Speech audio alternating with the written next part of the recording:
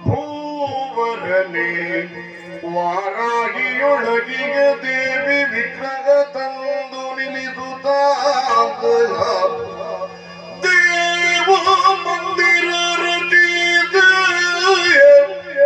ದೇವ ಮಂದಿರ ರಚಿಸಿದೆ ಸತ್ಸಂತಾನ ನಿಲಯವುದು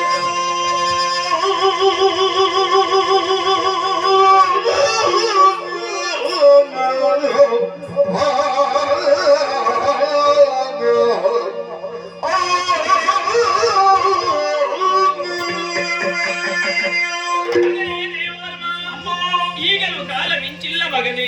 ಸುದೇವ ಮುನಿಯನ್ನ ಮುಂದಿಟ್ಟುಕೊಂಡು ವೇದ ಘೋಷದೊಂದಿಗೆ ವಾರಾಯಿಯ ನದಿಯ ಮೂಲಕ್ಕಾಗಿ ಹೋಗು.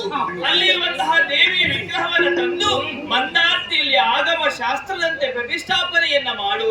ದಿವ್ಯವಾದ ಭವ್ಯವಾದ ಮಂದಿರವನ್ನು ರಚಿಸುವುದಕ್ಕಾಗಿ ಮುಂದಾಗು.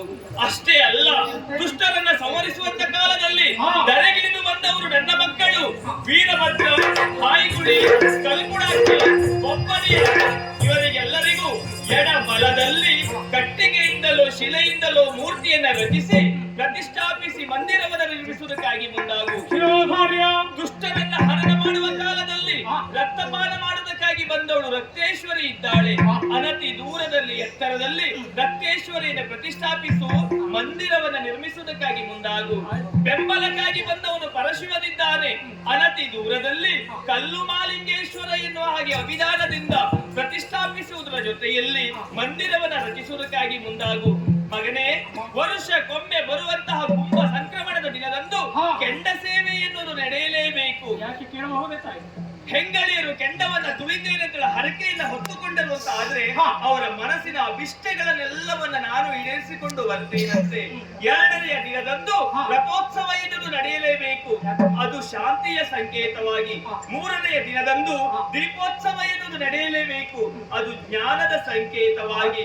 ಹಾಗೆ ಸದಾಕಾಲ ಮಂದಾರ್ತಿಯಲ್ಲಿ ಅನ್ನದಾನ, ವಿದ್ಯಾದಾನ, ಅಭಯದಾನ, ಕಲಾದಾನ, ಕಲಾ ಸೇವೆ ಎನ್ನುವುದು ನಡೆಯುತ್ತಲೇ ಬಂತು ಅಂತ ಆದ್ರೆ ನೀನು ಬಯಸಿದ ಸತ್ಸಂತಾನವನ್ನು ಅನುಗ್ರಹಿಸುವುದರ ಜೊತೆಗೆ ಮಂದಾರ್ತಿಯಲ್ಲಿ ಸ್ಥಿರವಾಗಿ ನೆಲೆಯಾಗಿರ್ತೇನೆ.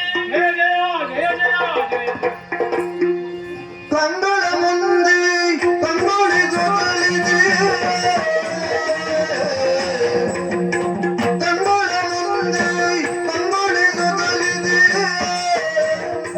ಅಂದದ ಮೂರುತಿ ಚಂದದ ಮೂರುತಿ ದುರ್ಗಿಯ ಮೂರುತಿ ದೇವಿಯ ಮೂರುತಿ ಕಂಗಳ ಮುಂದೆ ಕಂಗೊಳಿಸುತ್ತಲಿದೆ